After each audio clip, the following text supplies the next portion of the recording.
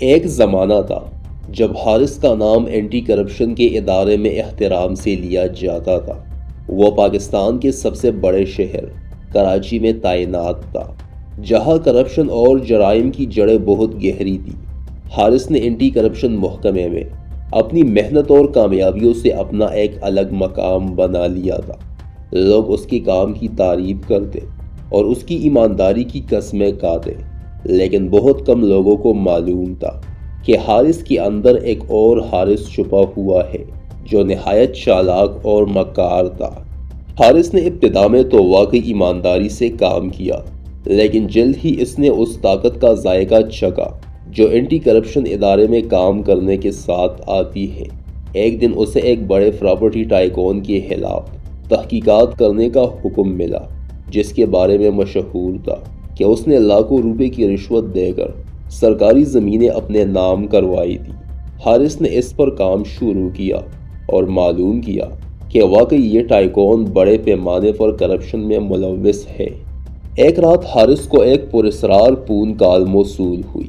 Phone کرنے والے نے خود کو ٹائکون کا نمائندہ ظاہر کیا اور کہا کہ اگر حارث کیس ختم کر دے تو اسے بڑی رقم مل سکتی ہے۔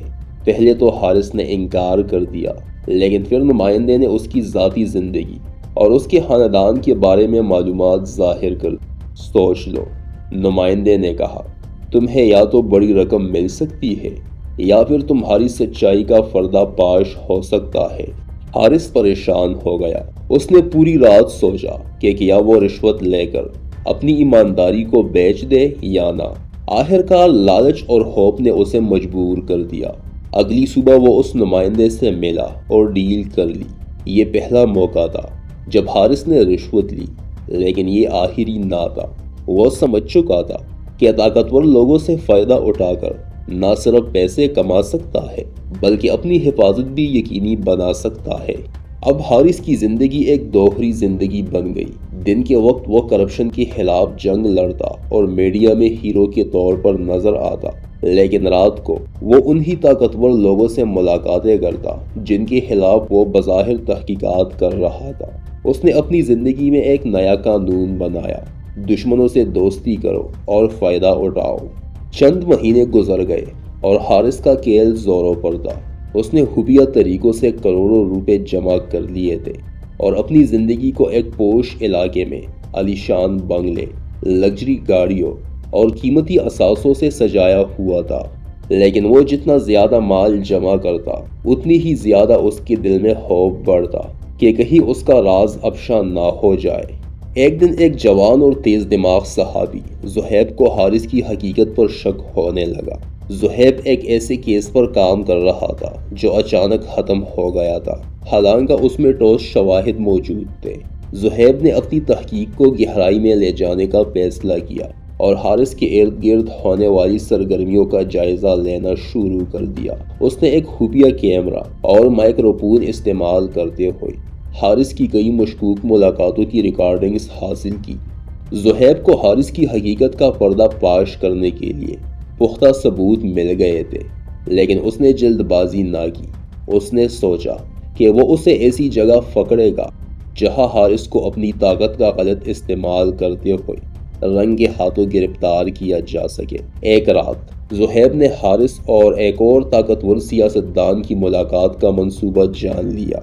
وہ ایک خفیہ جگہ پر اپنی ٹیم کے ساتھ پہنچ گیا اور پورے معاملے کو لائیو ریکارڈ کرنے کا انتظام کر لیا۔ جب حارث رشوت لیتے ہوئے پکڑا گیا اور پوری قوم نے اس کی ویڈیو دیکھی تو ایک دھماکہ ہو گیا۔ حارث کے خلاف پوری تحقیقات شروع ہوئی اور وہ جو اپنے آپ کو قانون سے بالاتر سمجھتا تھا، اب قانون کی گرفت میں تھا۔ عدالت نے اسے جرم ثابت ہونے پر لمبی سزا سنائی اور وہ سب کچھ کھو بیٹھا جو اس نے کرپشن سے کمایا تھا۔ کہانی کا آخری موڑ دلچسپ ہے۔ حارث کے جیل جانے کے بعد زہیب کو ایک لفافہ موصول ہوا۔ اس میں حارث کے ہاتھ سے لکھا ہوا ایک خط تھا: تم نے مجھے بے نقاب کر دیا، لیکن یہ مت بھولو، تمہاری راہوں میں بھی ایسے لوگ آئیں گے جو تمہیں لالچ دیں گے۔ دیکھو تم کب تک ایماندار رہ سکتے ہو۔ زہیب نے خط پڑھا اور اسے سمجھ میں آیا کہ سچائی کی راہ پر چلنا آسان نہیں، لیکن اس کے باوجود وہ اپنی ایمانداری پر قائم رہنے کا عہد کر چکا تھا۔ یہ کہانی اس بات کی عکاسی کرتی ہے کہ کس طرح لالچ، خوف اور طاقت کا غلط استعمال لوگوں کو تباہی کی راہ پر لے جا سکتا ہے، لیکن یہ بھی یاد دلاتی ہے کہ سچائی کے محافظ ہمیشہ موجود ہوتے ہیں۔